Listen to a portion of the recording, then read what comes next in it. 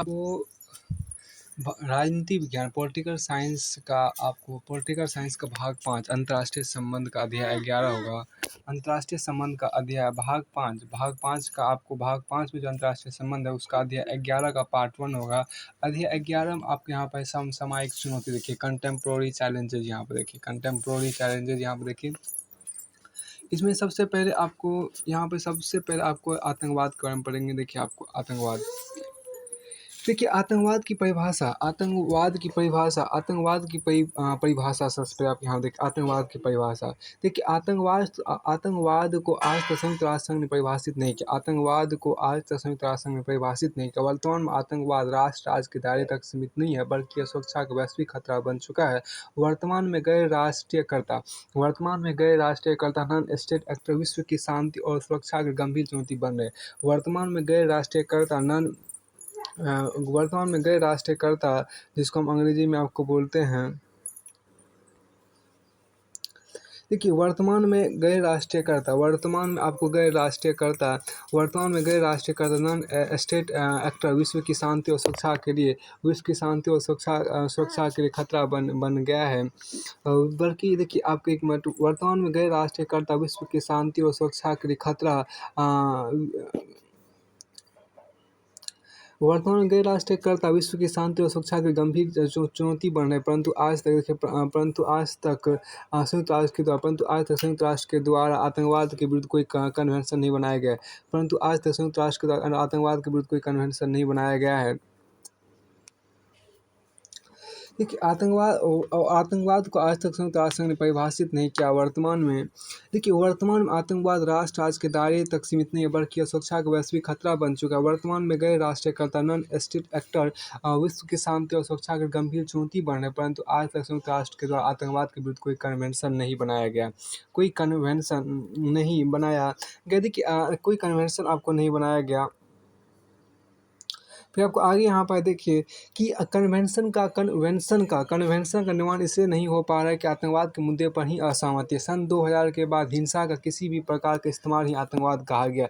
मानवाधिकार कार्यकर्ताओं ने राज्य आतंकवाद का विचार दिया, जिसमें राज्य द्वारा हिंसा को आतंकवाद का नाम दिया गया। मैक्स वेबर ने राज्य भूभाग के अंदर की गई हिंसा को राज्य आतंकवाद का नाम दिया, जो वैध है।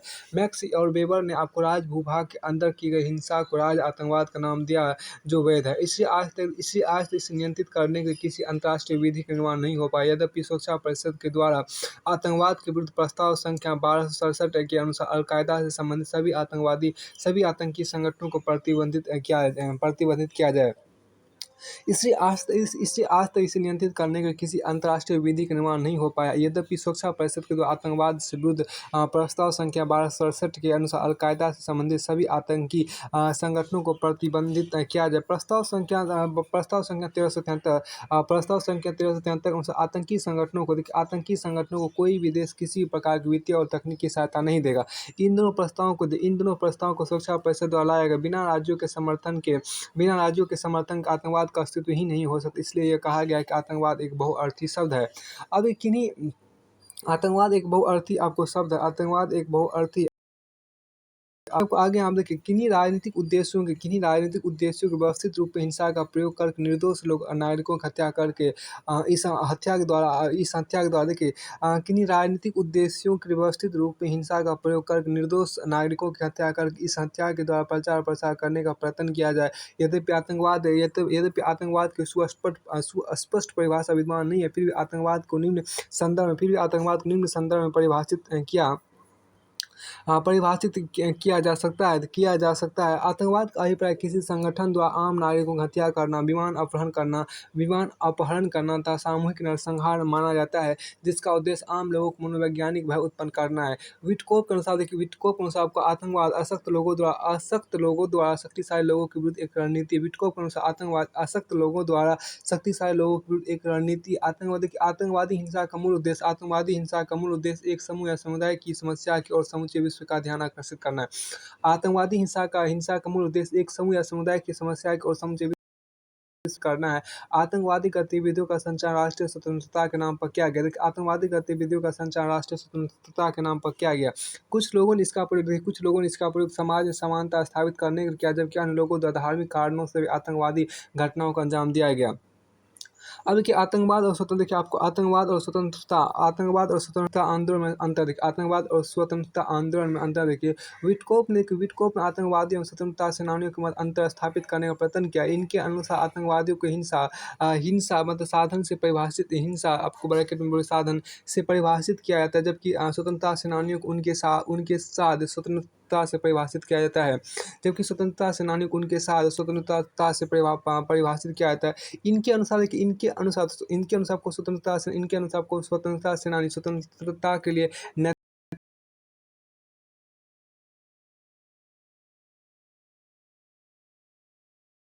करते हैं। उल्फ और कोलंबस ने आतंकवाद को परिभाषित करते हुए कहा कि ये ऐसे गैर लागत साधनों का प्रयोग करते हैं। बेलिस एवं स्मिथ के अनुसार आतंकवाद मूलतः हिंसा का संगठित प्रयोग। बेलिस एवं स्मिथ के अनुसार आतंकवाद मूलतः हिंसा का संगठित प्रयोग, यद्यपि हिंसा प्रयोग उद्देश्यों में भिन्नता संभव है। देखिए आपके यहाँ पर है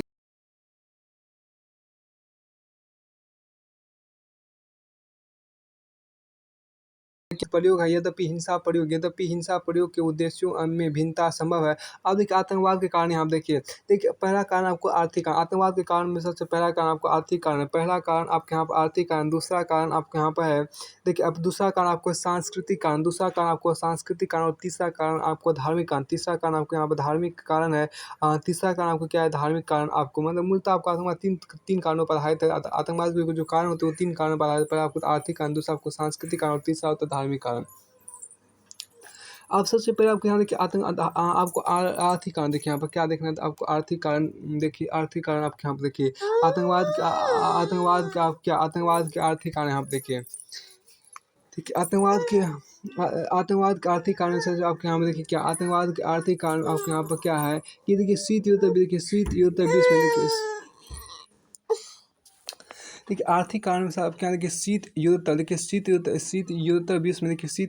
बीच में पाश्चात्य देशों ने भूमंडीकरण के नाम पर विश्व नव साम्राज्यवाद की स्थापना की। देखिए शीत युद्धोत्तर बीच में पाश्चात्य देशों ने भूमंडीकरण के नाम पर विश्व नव साम्राज्यवाद की स्थापना की। पश्चिमी देशों ने क्या पश्चिमी देशों ने विश्व की तकनीकी पूंजी एवं वैश्विक संस्थाओं पर नियंत्रण स्थापित किया। विश्व में संसाधनों का वेतन अभी भी असमान है। सामाजिक विषमता बढ़ रही, इसलिए व्यक्ति एवं समूह हिंसात्मक गतिविधियों में संलग्न हो रहे हैं। देखिए वर्तमान विश्व में जीवन स्तर में वृद्धि एवं शिक्षा में वृद्धि के साथ रोजगार में वृद्धि नहीं हो रही है। फ्रेंच फैनन के शब्दों में शोषणकारी व्यवस्था तब तक संघर्ष जारी रहेगा जब तक पश्चिमी विश्व तथा शेष विश्व के मध्य आर्थिक एवं शक्ति का संतुलन बना रहेगा। यहाँ देखिए फ्रेंच फैनन के शब्दों में शोषणकारी देखिए फ्रेज फैनन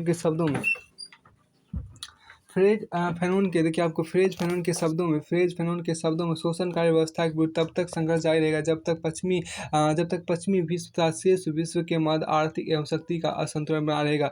इससे कुछ विचारकों ने 11 सितंबर 2001 की घटना को विश्व पूंजीवाद के प्रतीक पर आक्रमण माना। इससे कुछ विचारकों ने 11 सितंबर 2001 इसको बोलते हैं 11/9 जिसे बोलते हैं। 11 सितंबर 2001 की घटना को विश्व पूंजीवाद के प्रतीक पर आक्रमण माना। फिर आपको एंड्रयू जैक्सन के अनुसार यह सत्य है कि आतंकवादी गतिविधियों को में सम्मिलित है। एंड्रयू जैक्सन के अनुसार यह सत्य है कि आतंकवादी गतिविधियों में सम्मिलित पहले ज़्यादातर लोग गरीब देशों से संबंधित थे। परंतु वर्ष 2005 में लंदन में हुए बम विस्फोट अत्यधिक शिक्षित लोग संलिप्त पाए गए। इससे आज का आतंकवादी केवल फिलिस्तीन से भागे लोग नहीं है और ना ही वे केवल अफगानी मुजाहिदीन है, बल्कि समकालीन युग में अत्यधिक बेहतर शैक्षिक पृष्ठभूमि के लोग इन घटनाओं से संबंधित है। बल्कि समकालीन युग में अत्यधिक बेहतर शैक्षिक पृष्ठभूमि के लोग इन घटनाओं से संबंधित है। अब आपको आगे देखिए आपको यहाँ पर क्या सांस्कृतिक देखिए आपको यहाँ पर सांस्कृतिक कारण देखिए भूमंडीकरण के युग में विश्व में विश्व में पश्चिमी दुनिया के उत्पाद एवं संस्कृति का प्रभाव बढ़ रहा है। कुछ समुदाय अपने मूल्यों की रक्षा करें, कुछ समुदाय अपने मूल्यों की रक्षा के सशस्त्र संघर्ष का सहारा ले लें, क्योंकि पश्चिमी पंथनिरपेक्ष भौतिकवादी संस्कृति के बजाय वे अपनी पृथक सांस्कृतिक पहचान कायम रखना चाहते हैं। वर्तमान युग में विश्व के अनेक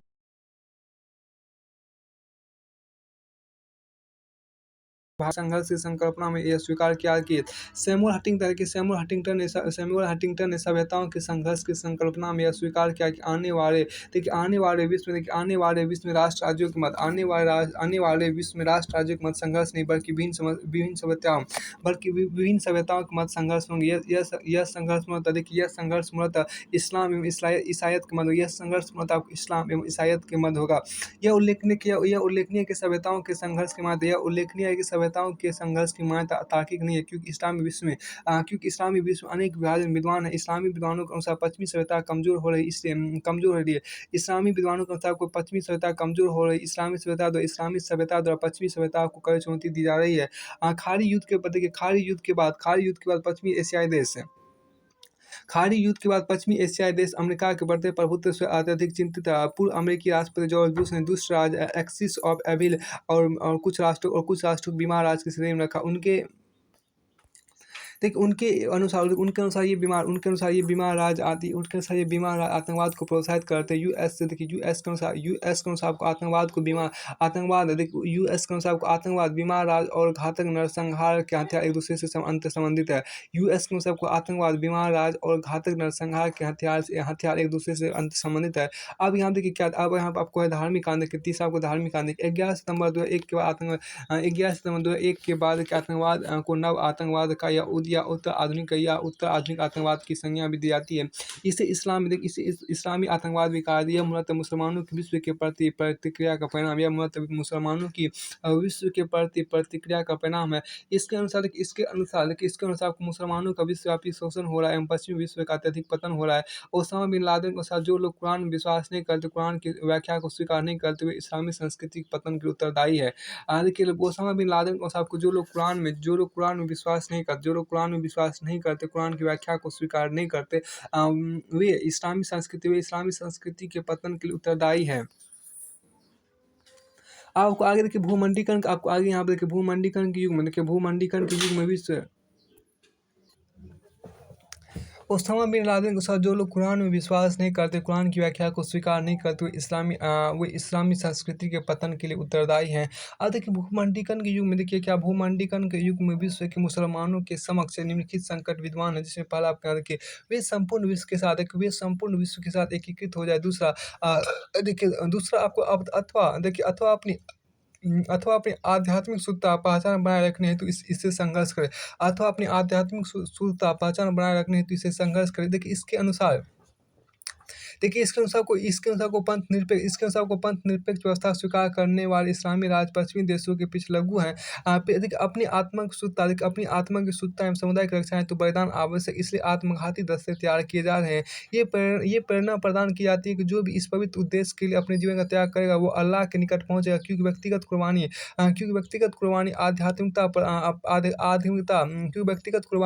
आध्यात्मिकता प्राप्त करने का मार्ग है। अब देखिए उल्लेखनीय है कि इस्लाम धर्म का प्रयोग राजनीतिक उद्देश्यों के आरंभ से ही किया गया है।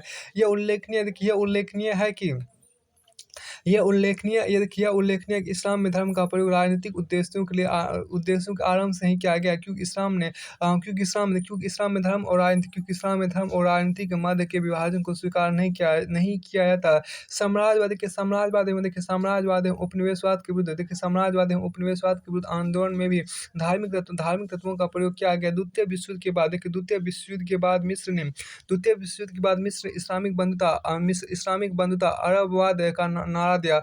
इस्लाम की आमूलवादी प्रवृत्ति की प्रभावी व्याख्या ईरान द्वारा की गई। इस्लाम की आमूलवादी प्रवृत्ति की प्रभावी व्याख्या ईरान द्वारा की गई। देखिए ईरान ने इस्लाम के आधार पर राजनीतिक एवं आर्थिक व्यवस्थाओं के निर्माण का प्रयत्न किया। ईरान ने इस्लाम के आधार पर राजनीतिक एवं आर्थिक व्यवस्थाओं के निर्माण का प्रयत्न किया। अफगानिस्तान में स्थित युद्धोत्तर विश्व में तालिबानियों ने पुनः इस्लामी शासन की मान्यता को प्रभावी रूप में लागू करने का प्रयत्न किया।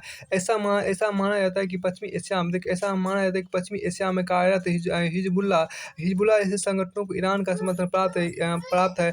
हमास को ईरान एवं अन्य देशों के द्वारा समर्थन दिया जाता है। तालिबान का पतन वर्ष 2001 में हो गया। लेकिन पश्चिमी एशिया में पॉलिटिकल इस्लाम लगातार प्रभावी होता जा रहा है। ईरान की भूमिका इस संदर्भ में अग्रणी है। देखिए उल्लेखनीय है कि अमेरिका और ईरान के बीच अभी भी संघर्ष बने वर्तमान विश्व में अमूलवादी इस्लाम पाकिस्तान और अफगानिस्तान में प्रभावी हो रहे हैं। यह उल्लेखनीय है कि अमेरिका एवं ईरान के बीच अभी भी संघर्ष बने हुए वर्तमान विश्व में अमूलवादी इस्लाम पाकिस्तान और अफगानिस्तान में प्रभावी हो रहा है। तालिबानी शासन के समाप्ति के बाद भी तालिबानीकरण की प्रवृत्ति निरंतर प्रभावी हो रही है। देखिए तालिबानी शासन के समाप्ति के बाद तालिबानीकरण की प्रवृत्ति निरंतर प्रभावी हो रही है। यह उल्लेखनीय है कि आतंकवाद का संबंध केवल एक धर्म विशेष के साथ जोड़ना पूर्णतः तार्किक नहीं है।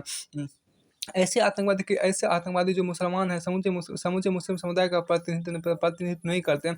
ऐसे आतंकवादी जो मुसलमान हैं, समूचे मुस्लिम समुदाय का प्रतिनिधित्व नहीं करते। वस्तुतः आतंकवाद का कोई एक धर्म नहीं है। ये सभी धर्मों के विरोधी और सबसे बढ़कर मानवीय मूल्यों के विरोधी है। क्योंकि किसी भी धर्म में निर्दोष व्यक्तियों की हत्या को औचित्यपूर्ण नहीं माना जाता है। क्योंकि किसी भी धर्म में निर्दोष व्यक्तियों की हत्या को औचित्यपूर्ण नहीं माना जाता। देखिए यह भी उल्लेखनीय है कि आतंकवादियों का संबंध लगभग सभी धर्मों से जुड़ा है। कांच कहानी आतंकवादी संगठन नाम है। कोंच कहानी आतंकवादी संगठन का संबंध यहूदियों से है। कोंच कहानी आतंकवादी संगठन का संबंध आपके यहूदियों से है। देखिए लिट्ठे का संबंध आपको श्रीलंका के तमिलों से था, जो मूलतः हिंदू है। जबकि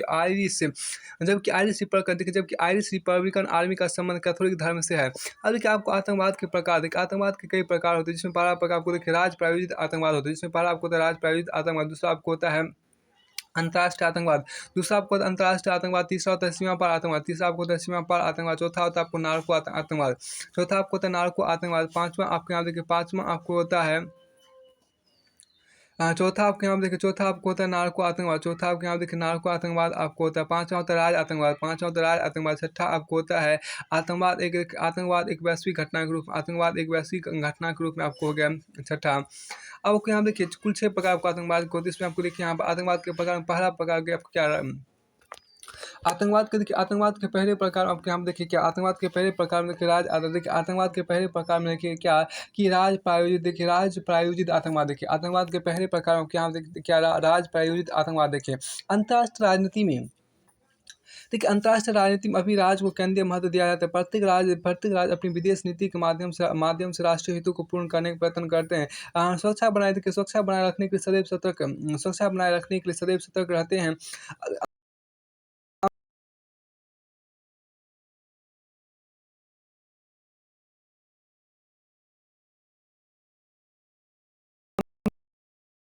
जिससे भी अपनी विदेश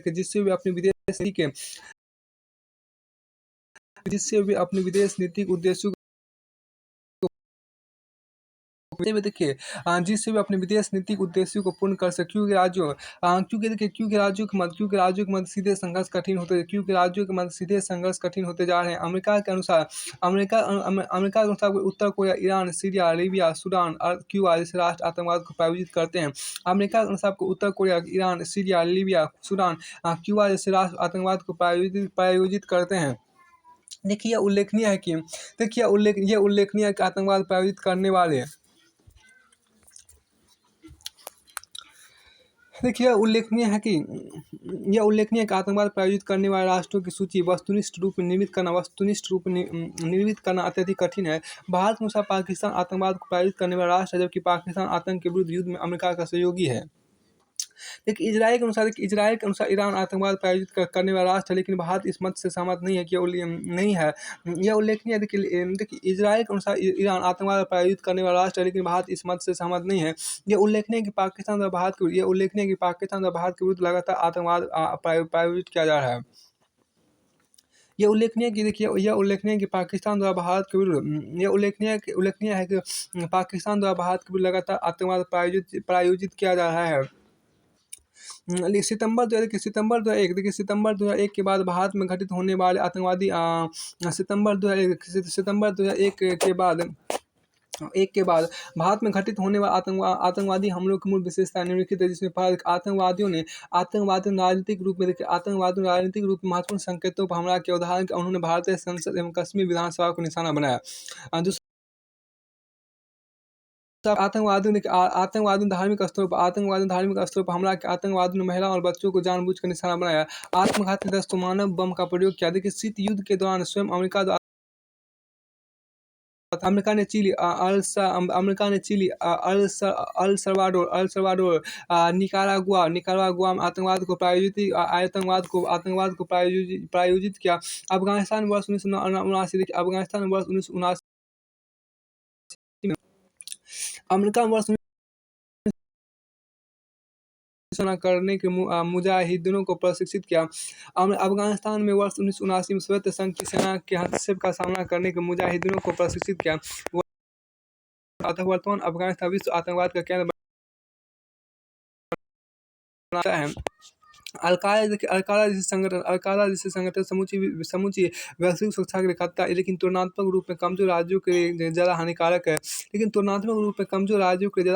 उदाहरण के लिए आपको कोलंबिया, नेपाल, श्रीलंका, पाकिस्तान एवं अफगानिस्तान जिनमें इनकी गहरी पैठ बन चुकी है। फिर आपको दूसरा यहाँ पर अंतर्राष्ट्रीय आतंकवाद देखिए। अंतर्राष्ट्रीय आतंकवाद यहाँ क्या देखिए, जो आतंकवाद एक से अधिक देशों में संचालित हो जिसके अनेक देशों में जिससे अनेक देशों के नागरिकों की हत्या हो, अंतर्राष्ट्रीय आतंकवाद कहलाता है। लेकिन जो आतंकवाद एक से अधिक देशों में संचालित हो या जिससे अनेक देशों के नागरिकों की हत्या हो, अंतर्राष्ट्रीय आतंकवाद कहलाता है। उदाहरण के 11 सितंबर 2001 की घटना देखिए। 11 सितंबर 2001 की घटना, 26 नवंबर 2008 की घटना, मुंबई हमला आपको 26 नवंबर 2008 में हुआ था। तो मुंबई हमला देखिए यह उल्लेखनीय है कि सितंबर 2001 के बाद आतंकवाद का अत्यधिक संगठित रूप उभर कर सामने आया। यह मूलतः अंतर्राष्ट्रीय या वैश्विक बन चुका है, जिससे राष्ट्र की सुरक्षा का गंभीर खतरा उत्पन्न हो गया। अलकायदा जैसे गैर राष्ट्रीय अंतर्राष्ट्रीय आतंकवाद का मुख्य स्रोत है। अलकायदा का प्रशिक्षण सूडान, यमन, चेचनिया, ताजिकिस्तान,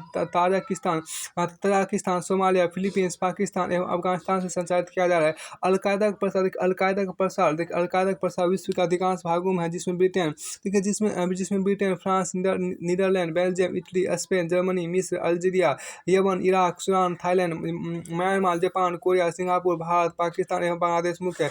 यद्यपि कुछ आतंकवादी संगठनों का कार्य राज्य विशेष की सीमा में ही स्थित होता है।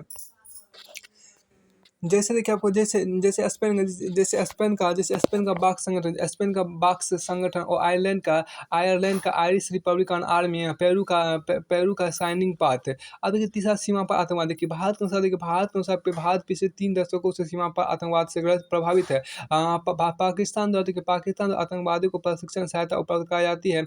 26 नवंबर 2008 के मुंबई आतंकी हमले में पाकिस्तानियों के सम्मिलित होने के सीधे प्रमाण पाए गए। इसके अतिरिक्त पठानकोट आतंकवादी हमला 2 जनवरी 2016 को। इसके अतिरिक्त पठानकोट आतंकी हमला 2 जनवरी 2016 में भी आईएसआई की भूमिका का प्रमाण मिले। इससे पहले वर्ष 1999 इंडियन एयरलाइंस के विमान का अपहरण किया गया। उसके बाद आपको जैश ए मोहम्मद के कुख्यात आतंकवादी मजहूर असद को भारत ने छोड़ा। जैश ए मोहम्मद और लश्कर-ए-तैयबा द्वारा कश्मीर अभी भी आतंकवादियों को भेजा जाता है। जैश ए मोहम्मद और लश्कर-ए-तैयबा द्वारा कश्मीर अभी भी आतंकवादियों को भेजा जाता है। लश्कर-ए-तैयबा का मुख्य सरगना मोहम्मद हाफिज सईद अभी भी पाकिस्तान में है। वर्ष 1990 के बाद पाकिस्तान ने भारत के विरुद्ध सदम युद्ध का संचालन किया। सीधे संघर्ष की बजाय आतंकवादियों को सहारा लिया गया, जिससे भारत के राष्ट्रीय हितों और सुरक्षा पर हमला किया जा सके। जिससे भारत के राष्ट्रीय राष्ट्रीय हित और सुरक्षा पर हमला किया जा सके। पाकिस्तान में कार्य कर आतंकवादी संगठनों के व्यवहार निम्नलिखित कारणों से प्रभावित होते हैं। पाकिस्तान में कार्य कर आतंकवादी संगठनों के व्यवहार निम्नलिखित कार्यों से प्रभावित होते हैं, जिसमें पर आपके यहाँ देखिए क्या। पहला आपके यहाँ पे देखिए, पहला आपके यहाँ पे इन संगठनों के विरुद्ध पाकिस्तानी सरकार के द्वारा कार्रवाई नहीं की जाती। इन संगठनों के विरुद्ध पाकिस्तान सरकार के द्वारा कार्रवाई नहीं की जाती। दूसरा, भारत के विरुद्ध देखिए, भारत विरुद्ध संघर्ष करते समय इन्होंने इस प्रकार हथियारों का संग्रह कर लिया है, जिससे इनके आक्रमण की क्षमता में भारी वृद्धि हुई है। देखिए इन संगठनों को यह पता है कि अमेरिका का मूल हित अफगानिस्तान में, अमेरिका का मूल हित अफगानिस्तान में, इसलिए अमेरिका पाकिस्तान या कश्मीर पर उतना ध्यान नहीं देगा। फिर आपको देखिए सितंबर 2001 की घटना के परिणाम स्वरूप हमले के पतन में है। सितंबर 2001 के गंभीर हमले के पतन में है। आतंकवादी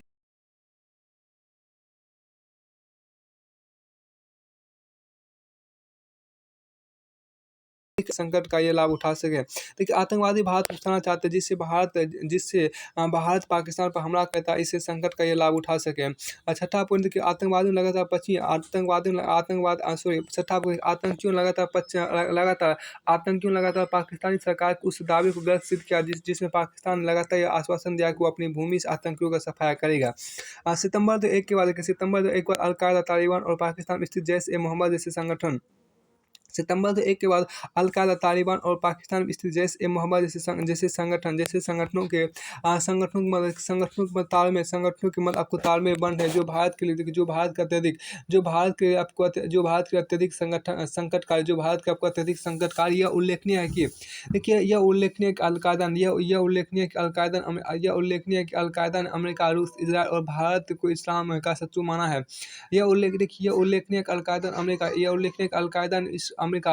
ने अमेरिका, रूस, इजराइल और भारत को इस्लाम का शत्रु माना। इससे अल-कायदा कश्मीर में भी चल रहे आतंकवादियों का समर्थक है। अब देखिए नार्को आतंकवाद देखिए, वर्तमान विश्व में सर्वाधिक प्रभावी आज आतंकवाद का पर्याय ही नार्को आतंकवाद माना जाता है। आतंकवाद के स्वरूप आपको नस्ली दवाओं के व्यापार और हिंसात्मक गतिविधियों के आतंकवाद के असर आपको नस्ली दवाओं के व्यापार और हिंसात्मक गतिविधियों के परस्पर जुड़ने से होता है, क्योंकि आतंकवादियों को नस्ली दवाओं के अवैध व्यापार से भारी वित्तीय मदद मिलती है, जिसका प्रयोग वे हथियारों को खरीदने में करते हैं। इसके अतिरिक्त नस्ली दवाओं के व्यापार, अवैध घुसपैठ एवं बच्चों के दुर्व्यवहार से भी जुड़ा है। इस व्यापार का मूल क्षेत्र आपको स्वर्णिम अर्धचंद है। इस व्यापार का मूल क्षेत्र आपको स्वर्णिम अर्धचंद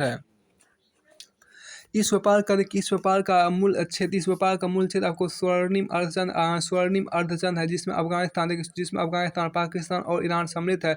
इनसे अफीम में हेरोइन यूरोप में भेजी जाती है। देखिए यूरोप अमेरिका को भी नशीली पदार्थों के प्रयोग की सुरक्षा के लिए महत्वपूर्ण है। यूरोप अमेरिका को भी नशीली पदार्थों के प्रयोग की सुरक्षा के लिए महत्वपूर्ण है। देखिए यूरोप अमेरिका को भी नशीली पदार्थों का प्रयोग की सुरक्षा के लिए महत्वपूर्ण है। यूरोप अमेरिका को भी नशीली पदार्थों का प्रयोग की सुरक्षा के लिए महत्वपूर्ण है। साथ ही बाल्कन क्षेत्र से होकर यह अमेरिका तक भेजी जाती है। दूसरी ओर नस्ली दवाओं का मूल केंद्र आपको स्वर्णिम त्रिभुज है, जिसमें म्यांमार, लाओस और थाईलैंड समेत जिसका विश्व के अफीम व्यापार में एक बड़ा हिस्सा है। चीन के युआन प्रांत में भी हेरोइन का उत्पादन होता है, जिसे हांगकांग एवं ताइवान तक पहुंचाया जाता है। देखिए वर्तमान विश्व में लेबनान भी अफीम के मुख्य उत्पादक देश के रूप में उभर रहा है। वर्तमान विश्व आपको लेबनान भी आपको अफीम के मुख्य उत्पादक के रूप में उभर रहा है। लैटिन अमेरिका में कोलंबिया एवं पेरू विश्व के कुल कोकीन उत्पादन का 2/3 भाग उत्पादित करते हैं। लैटिन अमेरिका में कोलंबिया एवं पेरू विश्व के कुल कोकीन उत्पादन का 2/3 भाग उत्पादित करते हैं। अब वर्तमान विश्व में नार्को आतंकवाद वर्तमान विश्व में आपको नार्को आतंकवाद लैटिन अमेरिका से दक्षिण पूर्व एशियाई देशों को ओर स्थानांतरित हो रहा है, जिससे भारतीय सुरक्षा स्वाभाविक रूप में अत्यधिक प्रभावित होती है। अब अधिक वर्तमान विश्व आपको अफगानिस्तान, पाकिस्तान वैश्विक आतंकवाद के केंद्र बन चुके हैं। ऐसा माना जाता है कि पूर्व पाकिस्तानी प्रधानमंत्री बेनजीर भुट्टो की हत्या में पाकिस्तान में फैले नार्को आतंकवादी का ही हाथ था। देखिए, वर्तमान विश्व आपको अफगानिस्तान, पाकिस्तान वैश्विक आतंकवाद के केंद्र बन चुके हैं।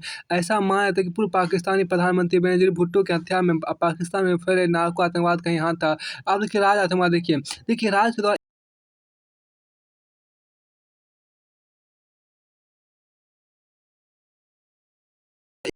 इससे कुछ विचारकों को राज आतंकवाद सब तक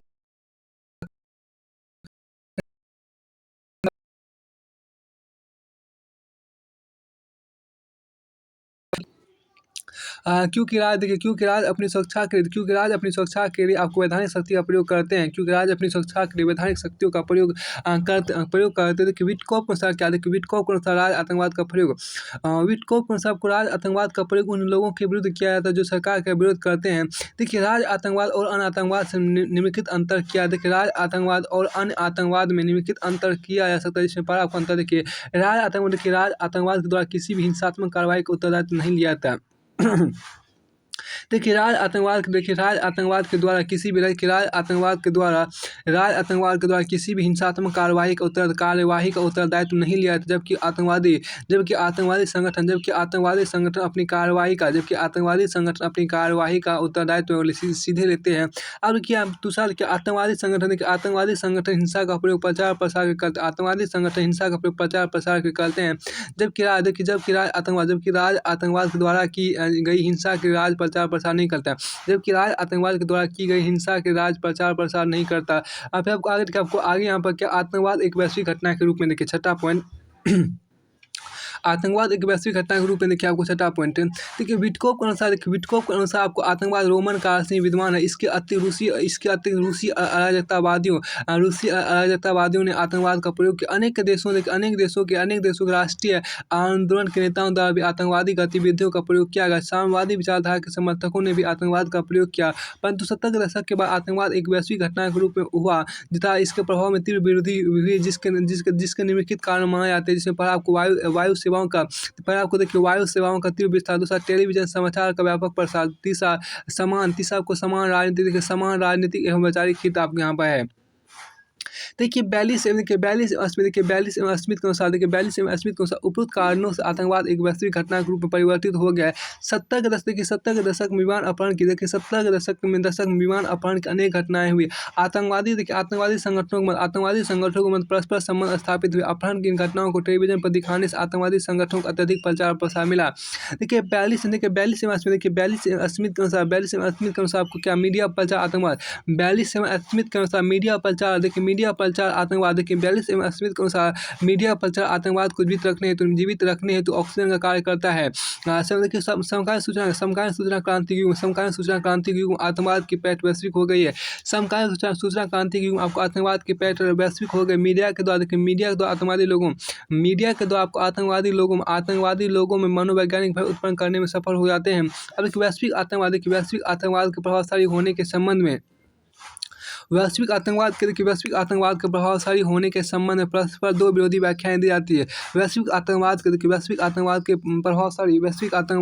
प्रभावशाली होने के संबंध में परस्पर दो विरोधी व्याख्याएं दी जाती है। पहली व्याख्या के अनुसार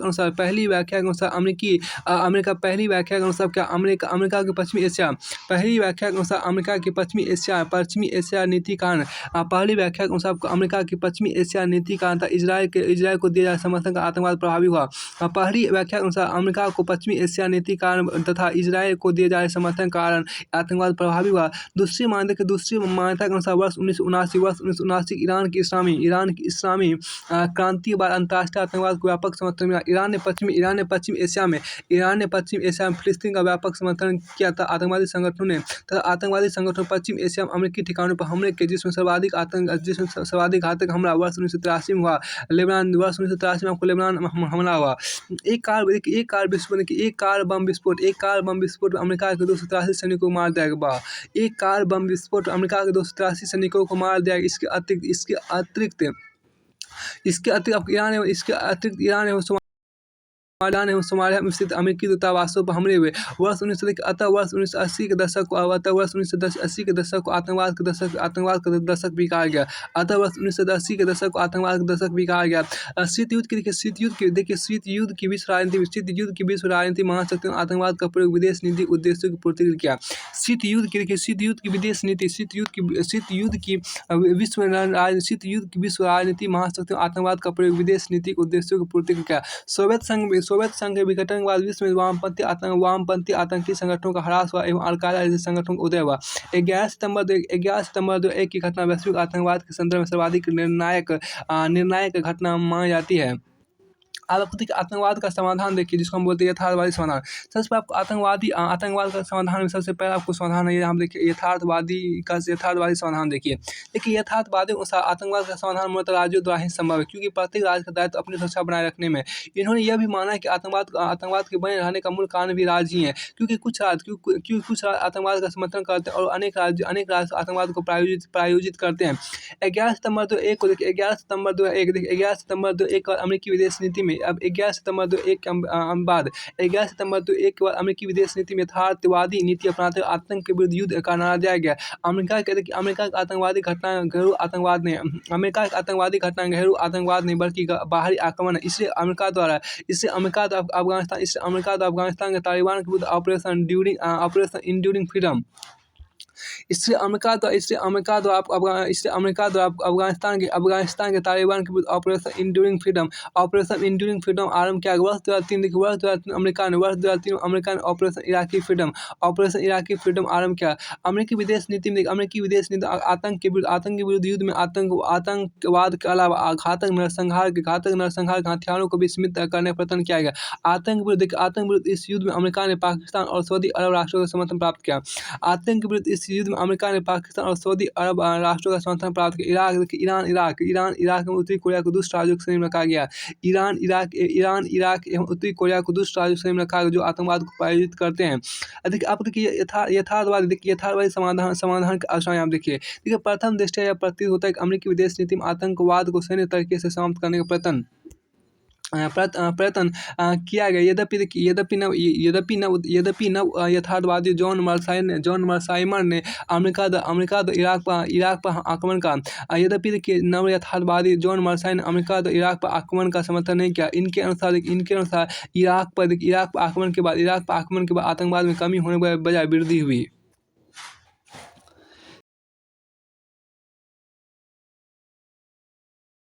सैनिक समाधान कठिन है कि आतंकवाद का पूर्णतः सैनिक समाधान कठिन है, जिसके निम्नलिखित कारण पड़ा।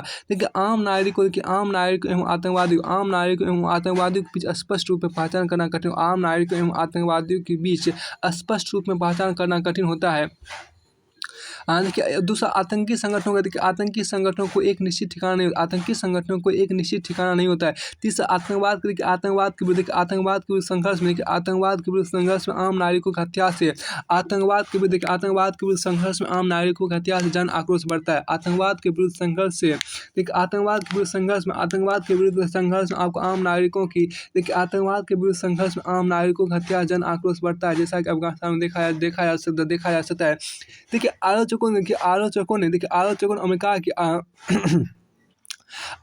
ने अमेरिका के आतंक के विरुद्ध युद्ध नीति की आलोचना की, क्योंकि इनके अनुसार अमेरिका के विरुद्ध आतंक फैलाने वाले आतंकवादी हैं, जबकि अन्य देशों के विरुद्ध आतंकी घटनाओं को अंजाम देने वाले लोगों को आतंकवादी मानने से परहेज किया जाता है। उदारवादी आतंकवाद के समाधान हेतु राज्यों के मध्य परस्पर सहयोग आवश्यक है। इनके अनुसार आतंकवाद को फैलाने में गैर राष्ट्रीयकर्ताओं की भूमिका मुख्य है। आतंकवाद को समाप्त करने हेतु विश्व के अनेक देशों ने कड़े आतंकवाद विरोधी नियम बनाए हैं। हवाई अड्डों की सुरक्षा बढ़ाई गई है। वर्ष 1970 के हैंग देखिए वर्ष 1970 के हैंग सम्मेलन वायुयान अपहरण को रोकने के लिए वर्ष 1970 के हैंग सम्मेलन वायुयान के अपहरण को रोकने के लिए विधि का निर्माण किया गया। इंटरपोल के द्वारा इसमें भी इंटरपोल के द्वारा भी इसमें सहायता दी जा रही है। देखिए आतंकवाद के समाधान हेतु व्यवहारिक उपाय देखिए वैश्विक आतंकवाद के उपाय देखिए वैश्विक आतंकवाद के समाधान हेतु निम्नलिखित माध्यमों का सहारा लिया जा सकता है। वैश्विक आतंकवाद के समाधान हेतु निम्नलिखित माध्यमों का सहारा लिया जा सकता है, जिसमें पहला आतंकवादियों को प्राप्त वित्तीय स्रोतों को पूर्णतः समाप्त करना।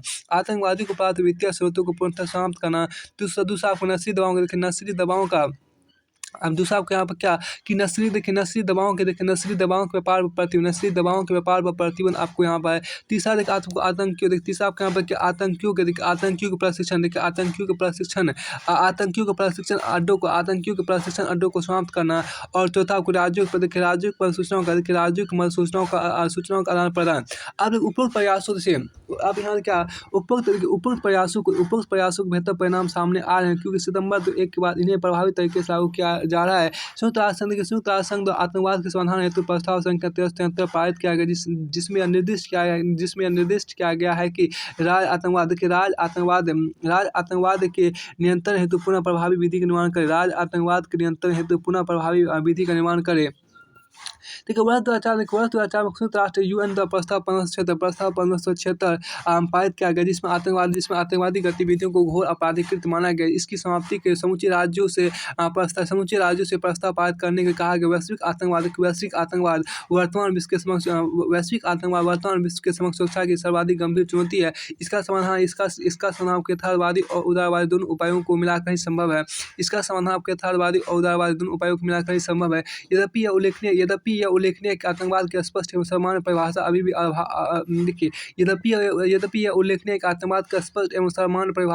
भी अभाव है। प्रत्येक राज्य आतंकवाद को वैश्विक समस्या के बजाय आपको केवल अपने राष्ट्रीय हितों के दृष्टिकोण से देखते हैं। इसके संबंध दोहरे मानदंडों का प्रयोग किया जाता है, जबकि इसके समाधान के एक साझी एवं समग्र रणनीति आवश्यकता है। जबकि इसके समाधान के लिए एक साझी एवं समग्र रणनीति की आवश्यकता है। फिर आपको आगे आपके ISI देखिए Islamic state of Iraq and Syria, जिसको बोलते हैं ISI। अब इसको देखिए आपको ISI देखिए ISI जो आपके यहाँ पर देखिए Islamic state of Iraq. ISI का ISIS का मतलब क्या है? देखिए ISIS का मतलब होता है Islamic state of Iraq and Syria, जिसको ISIS बोलते हैं। देखिए इसको उत्पत्ति का कारण देखिए पश्चिमी एशिया में निर्जातीय संघर्ष एवं शिया सुन्नी विवाद के कारण राज्यों के बीच अविश्वास का स्तर ऊंचा है। पश्चिम एशिया में निर्जातीय संघर्ष एवं शिया सुन्नी विवाद के कारण राज्यों के बीच अविश्वास का उच्च स्तर है। क्योंकि सुन्नी समुदाय का मानना है कि इराक एवं सीरिया के शिया शासक सुन्नियों के साथ भेदभाव कर रहे हैं। क्योंकि सुन्नी समुदाय का मानना है कि इराक एवं सीरिया के शिया समुदाय क्योंकि सुन्नी समुदाय का मानना है कि इराक एवं सीरिया के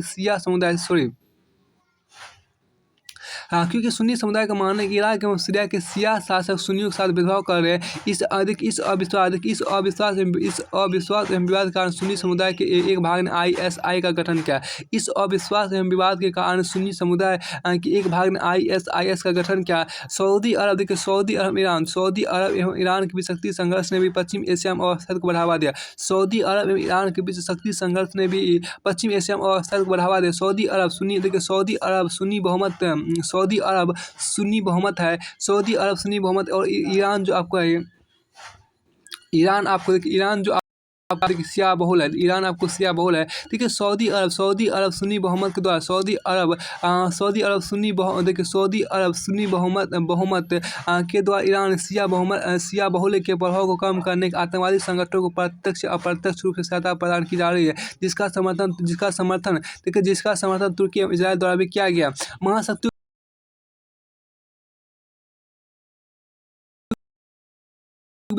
ऐसा माना जाता है कि लीबिया के शासक गद्दाफी को हटाने के अमेरिका ने अलकायदा का समर्थन किया था। अमेरिका द्वारा 2003 में इराकी हमले कारण ISI का गठन हुआ। अब देखिए ISIS, देखिए आपको ISIS की विचारधारा या एजेंडा देखिए इस्लामिक एकता को देखिए इस्लामिक एकता को स्थापित करते हुए कुरान एवं शरीयत के आधार पर शासन व्यवस्था स्थापित करना। इस्लामिक इस्लामिक एकता को इस्लामिक एकता को स्थापित करते हुए इस्लामिक एकता को स्थापित करते हुए कुरान एवं शरीयत के आधार पर शासन व्यवस्था स्थापित करना। देखिए इस्लामिक एकता को स्थापित करते हुए कुरान एवं शरीयत के आधार पर शासन व्यवस्था स्थापित करना। पश्चिमी ताकत विशेषकर अमेरिका के प्रभुत्व को समाप्त करना। ISIS द्वारा अपनाए गए रास्ते लोगों की बेरहमी से हत्या ने पश्चिम एशिया में आपको अस्थिरता एवं संघर्ष को बढ़ावा दिया, जिससे लाखों की संख्या में लोग शरणार्थी बनने पर मजबूर हैं। देखिए ज्ञातव्य है कि ISI का प्रभाव वैश्विक होता जा रहा है, क्योंकि इसमें लगभग सभी देशों विकसित एवं विकासशील देशों के नागरिक शामिल हो रहे हैं। पेरिस हमले के बाद यह स्पष्ट हो चुका है कि पंथ निरपेक्ष लोकतांत्रिक यूरोपीय देशों के समक्ष वैश्विक खतरा भी उत्पन्न हो रहा है। पेरिस हमले के बाद यह स्पष्ट हो चुका है कि पंथ निरपेक्ष लोकतांत्रिक यूरोपीय देशों के समक्ष वैश्विक खतरा भी उत्पन्न हो रहा है। अब देखिए समाधान इसका क्या है। देखिए अमेरिका एवं रूस जैसी महाशक्ति का गठबंधन बनाकर ISI के विरुद्ध हवाई हमले कर रही है। अमेरिका एवं रूस जैसी महाशक्तियां महाशक्ति गठबंधन बनाकर ISI के विरुद्ध हवाई हमले कर रही, किंतु इसका व्यापक प्रभाव सामने नहीं आ रहा है। इसका एक मुख्य कारण अमेरिका भी, क्योंकि एक और तो वो ISI को समाप्त करना चाहता है, परंतु दूसरी ओर असद सरकार से सहयोग भी करना देखिए आप, क्योंकि इसका एक मुख्य कारण अमेरिका भी है, क्योंकि एक और तो वे ISIS को समाप्त करना चाहते हैं, परंतु दूसरी ओर असद सरकार से सहयोग भी नहीं करना चाहते। इसके अतिरिक्त देखिए आप, संयुक्त राष्ट्र के अंतर्गत इस संघर्ष को रोकने के राजनीतिक एवं कूटनीतिक समाधान भी किए जा रहे हैं। इसके अतिरिक्त संयुक्त राष्ट्र के अंतर्गत इस संघर्ष को रोकने के लिए राजनीतिक एवं कूटनीतिक समाधान भी किए जा रहे हैं। देखिए यहाँ आवश्यकता इस बात की है कि सीरिया सरकार के सहयोग एवं पश्चिम एशिया में शिया सुन्नी विवाद को हल करके संयुक्त रूप से इस समस्या का समाधान किया जाए, तभी वैश्विक शांति एवं सुरक्षा संभव है। देखिए यहाँ आवश्यकता इस बात की है कि सीरिया सरकार के सहयोग एवं पश्चिम एशिया में शिया सुन्नी विवाद को हल करके संयुक्त रूप से इस समस्या का समाधान किया जाए, तभी वैश्विक शांति एवं सुरक्षा संभव है। अब देखिए भारत में ISI का प्रभाव देखिए भारत के पंथ निरपेक्ष एवं लोकतांत्रिक ढांचे के कारण भारत में ISI खतरा विद्यमान है। देखिए हैदराबाद में मेहंदी मामला एवं कुछ लोगों के ISI में लिप्त होने के मामले भी सामने आ रहे हैं, जो निश्चित रूप से भारत की सुरक्षा का बड़ा खतरा है। हालांकि इन हमलों की अभी पुष्टि होना बाकी है, पुष्टि हो चुकी है। यद्यपि सरकार के द्वारा बचाव के रूप में प्रिवेंटिव मेजर्स सुरक्षा के मानकों को कड़ाई से लागू किया जा रहा है, तब वैश्विक स्तर पर इसके विरुद्ध एकजुटता की मुहिम भी आरंभ की गई। हालांकि भारत ने सैन्य हमलों में भागीदारी नहीं की। अब के पर्यावरण एवं जलवायु परिवर्तन देखिए आपको, जिसको हम अंग्रेजी में एनवायरनमेंट एंड क्लाइमेट चेंज बोलते हैं। अब दूसरी समसामयिक टॉपिक आपके यहाँ पर है कि दूसरा समसामयिक टॉपिक आपको पर्यावरण एवं जलवायु परिवर्तन आपको देखिए हमारे आसपास का परिवेश एवं वातावरण पर्यावरण का आता है। हमारे आसपास का परिवेश एवं वातावरण पर्यावरण का आता है। हमारे आसपास का परिवेश एवं वातावरण पर्यावरण का आता है, जिसमें भौतिक एवं जैविक घटक शामिल है, शामिल होते इन घटकों के बीच जटिल अंतर्निर्भरता पाई जाती है, जिससे पारिस्थितिकी की संज्ञा दी गई है। इन घटकों के बीच आपको जटिल अंतर्निर्भरता पाई गई है, जिसे पारिस्थितिकी की संज्ञा दी गई है। उल्लेखनीय कि आधुनिक युग में मानवीय बुद्धि, तर्क विज्ञान एवं आकांक्षाओं के तीव्र विकास के कारण पर्यावरण का अतिदोहन किया गया है, जिससे पर्यावरण प्रदूषण एवं जलवायु परिवर्तन की समस्या, प्राकृतिक संसाधनों के बंटवारे का विवाद, द्विपक्षीय परिणाम स्वरूप आपको राष्ट्रों के बीच प्राकृतिक संसाधनों के बंटवारे का विवाद, द्वीपीय राष्ट्रों को डूबने का खतरा, खाद्यान्नों के उत्पादन में कमी, आपदाओं की बढ़ती तीव्रता इत्यादि संकट सामने आ रहे हैं। पर्यावरणीय समस्या के समाधान हेतु मुख्यतः दो दृष्टिकोण अपनाए गए। प्रथम आपको पर्यावरणवाद देखिए, जिसमें पर्यावरण प्रदूषण एवं जलवायु परिवर्तन को मानवीय जीवन के लिए खतरा माना है। देखिए, पर्यावरणीय समस्या के समाधान, तो पर्यावरणीय समस्या के समाधान हेतु मुख्यतः दो दृष्टिकोण अपनाए गए। प्रथम के पर्यावरण पर्यावरणवाद, जिसमें पर्यावरण प्रदूषण। देखिए, प्रथम पर्यावरणवाद, जिसमें पर्यावरण प्रदूषण एवं जलवायु परिवर्तन को मानवीय जीवन के लिए खतरा माना, अर्थात पर्यावरण संरक्षण का मुख्य उद्देश्य मानवीय सुरक्षा, अतः यह विचार पूर्णतः मानव केंद्रीय है। दूसरी ओर पारिस्थितिकी संबंधित अवधारणा में पर्यावरण के सभी घटकों को समान मानते हुए मानवीय सर्वोच्चता देखिए, मानवीय सर्वोच्चता के विचार को नकारा एवं परिवेश के स्वयं में महत्व को देखते हुए मानवीय सर्वोच्चता देखिए, आपको यहाँ पे एक दूसरी और पारिस्थितिकी के संबंधित अवधारणा में पर्यावरण के सभी घटकों को समान मानते हुए मानवीय सर्वोच्चता के विचार को नकारा एवं परिवेश के स्वयं में महत्व को देखते हुए संपूर्ण पर्यावरण की रक्षा करने पर बल दिया। इसके अतिरिक्त आपको सतही एवं गहन पारिस्थितिकी का विचार भी उल्लेखनीय है। आपको आगे देखिए मूल्य मान्यता यहाँ देखिए, पारिस्थितिकीवादी विचारधारा द्वारा उदारवाद, समाजवाद एवं साम्यवाद जैसी आधुनिक विचारधारा का मुख्य विकल्प प्रदान किया गया, क्योंकि इस आधुनिक विचारधारा मानववाद को प्राथमिकता देकर प्रकृति एवं पर्यावरण की उपेक्षा की गई। अभी हम देखिए क्या पर्यावरण का विचार भारतीय परंपरा में गांधीवादी दर्शन में माना था। यूनानी विचार में भी इस पृथ्वी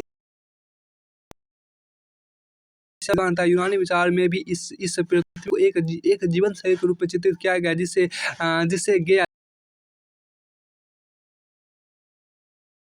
इसे यूनानी भाषा में पृथ्वी की देवी कहा गया। इस विचार पर जेम्स लॉबलॉक ने एक पुस्तक भी लिखी है, जिसका नाम गेया, GAIA, गेया, a new look at life on earth.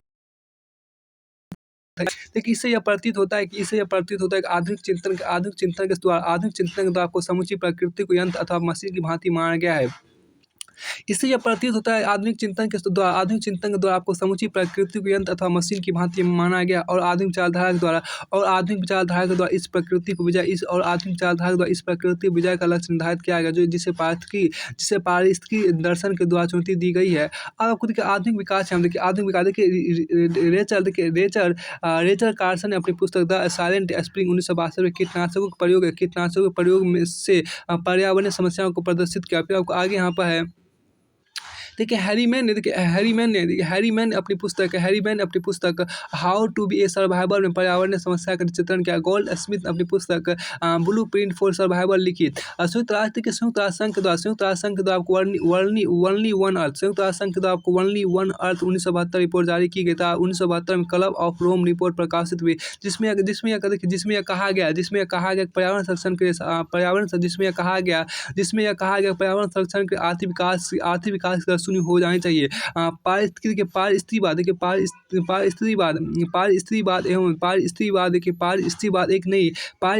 एक नई राजनीतिक विचारधारा है, जो इस स्थिति पर आधारित है कि गैर मानव दुनिया नैतिक विचार के योग्य है।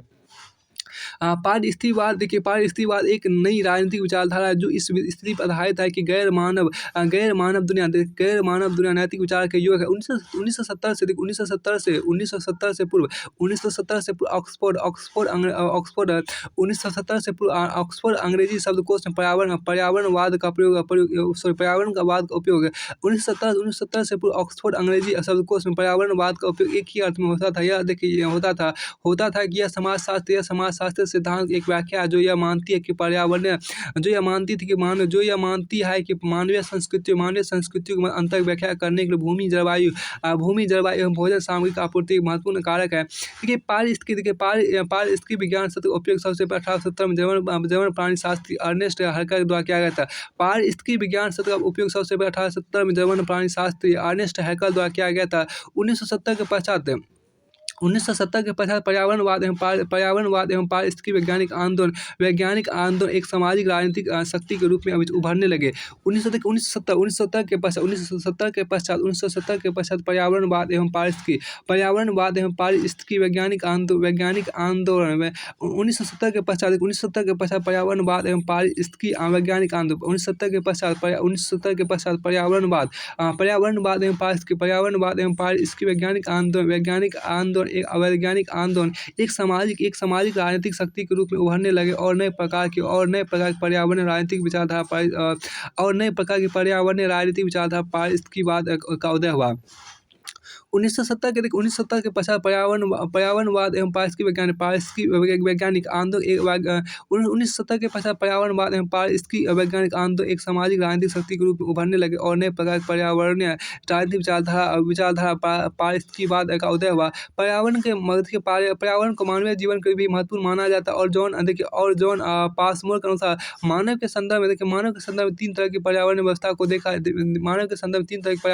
को देखा जा सकता है, जिसमें पहला आपके यहाँ देखिए प्रत्येक मनुष्य मानवीय समुदाय से संबंधित होता है। देखिए जो समान सामाजिक आचरण संबंध होते हैं,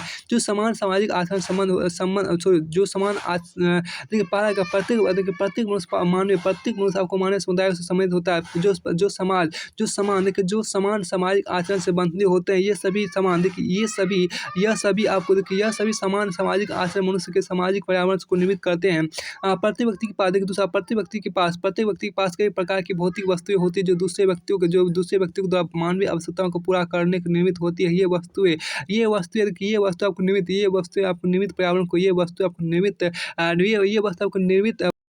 को जन्म देती है।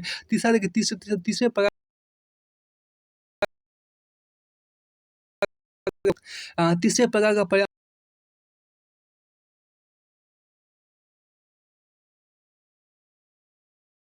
और विकास देखिए, आपको सतत विकास देखिए। वर्ष 1972 में क्लब ऑफ रोम रिपोर्ट जारी की गई, जिसके अनुसार आपको आर्थिक विकास और पर्यावरण का संरक्षण एक दूसरे के विरोधी है। इससे पर्यावरण संरक्षण के लिए आर्थिक विकास की दर शून्य करनी होगी।